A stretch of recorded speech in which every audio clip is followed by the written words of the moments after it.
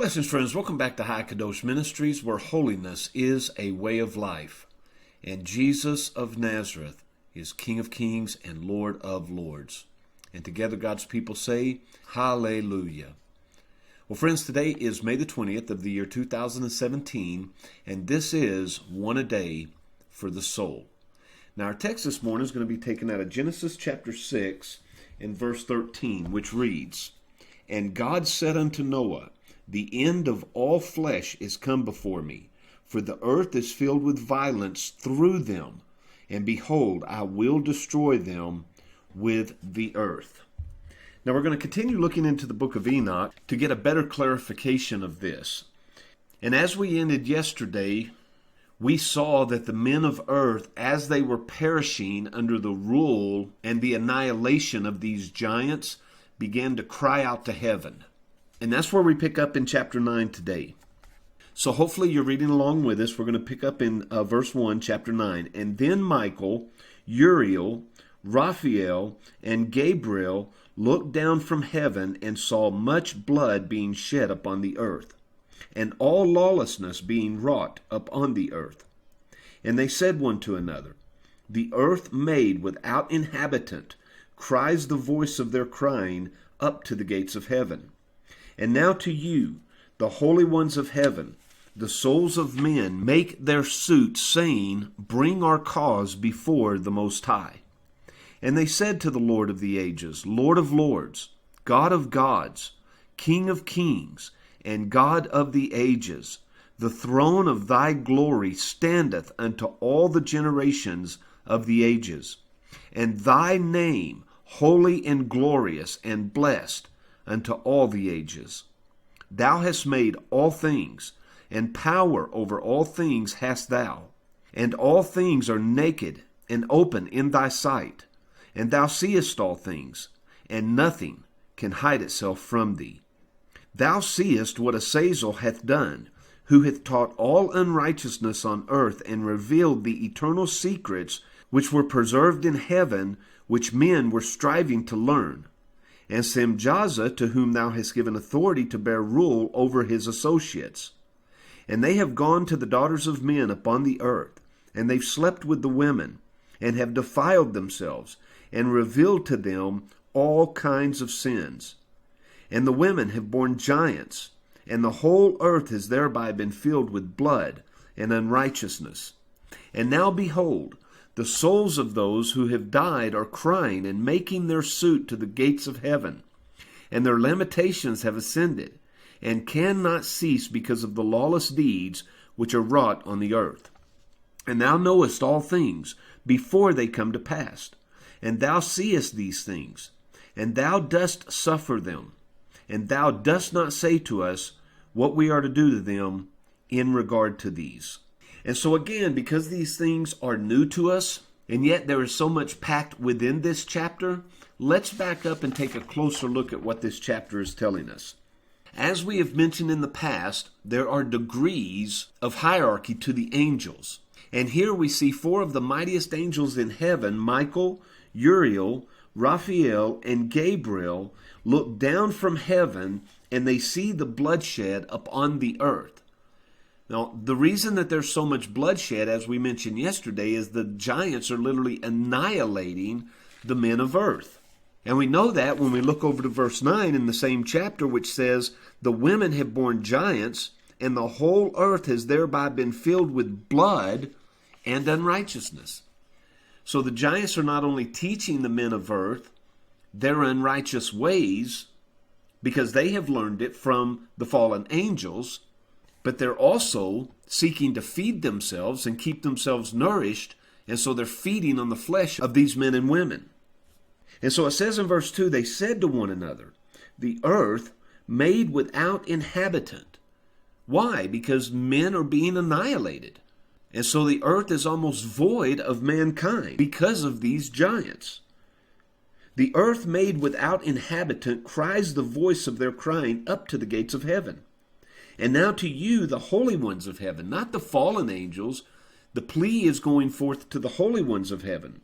The souls of men make their suit, which is another way of saying they make their plea.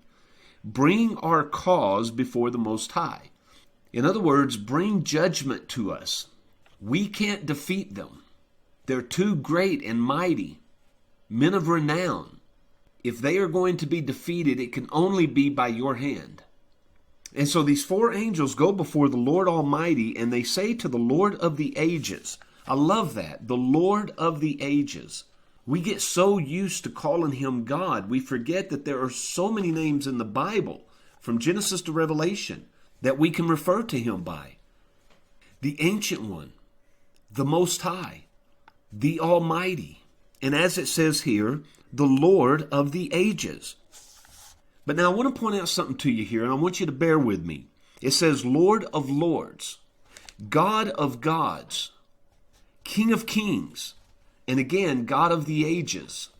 You see, I'm going to suggest to you an idea that you have probably never considered, and I have to admit I never considered until I read this text today. But I want you to stop and think about this. Why is he Lord of lords? Why is he God of gods? Why is he King of kings? Because as we're told in verse 6, at the end of verse 6, it says, men were striving to learn these things that these fallen angels were teaching them. And why were they striving to learn these things? Because they want to make a name for themselves. That's what Genesis chapter 11 tells us in verse 4. It says, go to, let us build a city and a tower. They're talking about the Tower of Babel, whose top may reach unto heaven, and let us make ourselves a name. Men, like Satan, want to ascend themselves above the throne of God. And so they make themselves lords. They make themselves gods. They make themselves kings. And so the idea that I'm suggesting to you this morning is that before men were created, maybe he wasn't called Lord of Lords because there was no other Lord. Maybe he wasn't called King of Kings because there was no other king. Maybe he wasn't called God of gods because there were no other gods. But as men have set to establish for themselves these roles and titles, he takes the name King of Kings, Lord of Lords, God of gods. And if that's true, there's coming a day where he will no longer be King of Kings. He will simply be King. He will no longer be Lord of Lords. He will be Lord. And there's a suggestion of this at the end of verse 4, which says, thy name, holy and glorious and blessed unto all the ages. You see, his name is holy. Every knee will bow at the name, not the title. And so if we were to read this in the eternal understanding of this passage, it would say, and they said to the Lord, you are Lord, you are God, you are King. The throne of thy glory stands unto all generations of the ages, and it is thy name that is holy and glorious and blessed unto all the ages. For you've made all things, and you have power over all things. All things are naked and open in thy sight, and you see all things, and nothing can hide itself from thee. Here again is a passage straight out of the Bible, friends. Look at Proverbs chapter 15, verse 3. Where it says, the eyes of the Lord are in every place, beholding the evil and the good. Or how about Job 34:21? For his eyes are upon the ways of man, and he sees all his goings. And then again in Hebrews chapter 4, verse 13, which says, neither is there any creature that is not manifest in his sight, but all things are naked and opened unto the eyes of him with whom we have to do. Now again, Enoch was written far earlier than these passages that we just read out of the Bible. And so look again at what it says. All things are naked and open in thy sight, and thou seest all things, and nothing can hide itself from thee. Thou seest what Azazel has done. Remember in chapter 8 it said, Azazel taught men to make swords and knives and shields and breastplates, and he made known to them the metals of the earth and the art of fashioning them, and bracelets and ornaments, and the use of antimony, which is, again, metal that's used in alloys, and the beautifying of the eyelids. In other words, women how to make themselves seductive to men, and all kinds of costly stones and all coloring tinctures. And so it says, Azazel has taught all unrighteousness on earth, and listen, he has revealed the eternal secrets. secrets that were only for God. And because the angels were so many times in the counsel of God, maybe these secrets were made known to them. But he has revealed these eternal secrets which were preserved in heaven, which men were striving to learn. Why? So that they can become God, so that they can become Lord, so that they can become king. If they have all the wisdom of God, all the knowledge of God, why do they need God? That's their mentality. And as we stated yesterday, remember, the secret things belong to God. That's in Deuteronomy chapter 29, verse 29. And Simjaza, who was their leader, God has given authority to bear rule over his associates. So just as Lucifer requires permission to attack Job, Simjaza here has to have permission from the Most High in order to do what he's about to do on earth. And then it recaptures what we're told in Genesis chapter 6. They've gone to the daughters of men upon the earth. They've slept with the women. They've defiled themselves. And they've revealed to them all kinds of sins. And so basically it's saying, had it not been for these fallen angels, many of the sins that are committed today would not be committed. Because we would not have known these eternal secrets had they been not made known by these fallen angels. And the women have borne giants. The whole earth has thereby been filled with their blood and their unrighteousness.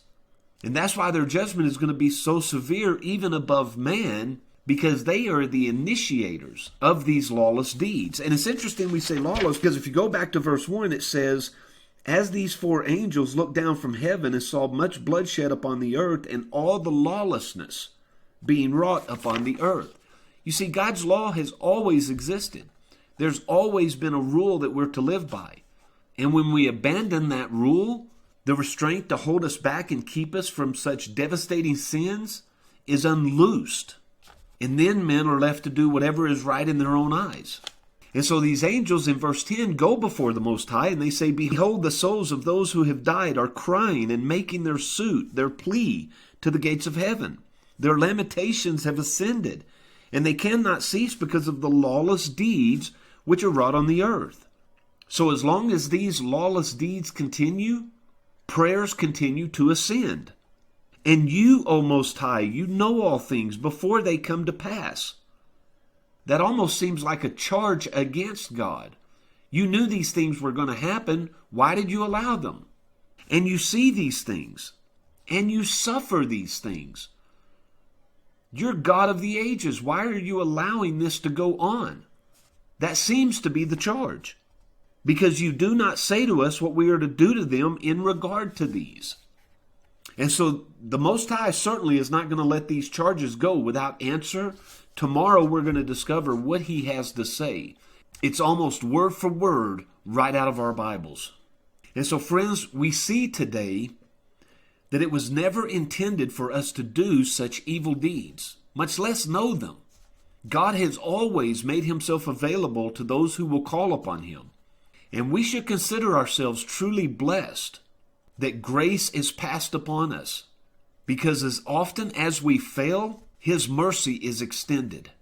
And what you already know, yet you're going to see more clearly in this story, in the book of Enoch, is that grace is not extended to these fallen ones. Mercy is not extended to these fallen ones. And the cause of that is probably because much of what we do is done in ignorance. But these angels reigned in glory with God. They saw him in all his fullness. They knew his voice. And so they are left without excuse. And we do have somewhat of an excuse because we were born into this wicked flesh. These evil desires are ingrained within us. Our flesh is our ugliest enemy. And that's why so many of us look to the day where we put off this flesh and we step into glorified bodies. If we will obey the Most High, if we will honor his commands, if we will surrender to his will, if we'll bow to his lordship, that is the promise, friends, that we have to look forward to. And I pray that promise carries you throughout this day, and it puts a spring in your step and a song upon your lips, because you have much reason to glorify the Most High today. Now, as he wills, friends, and until tomorrow, I'll see you on the next video.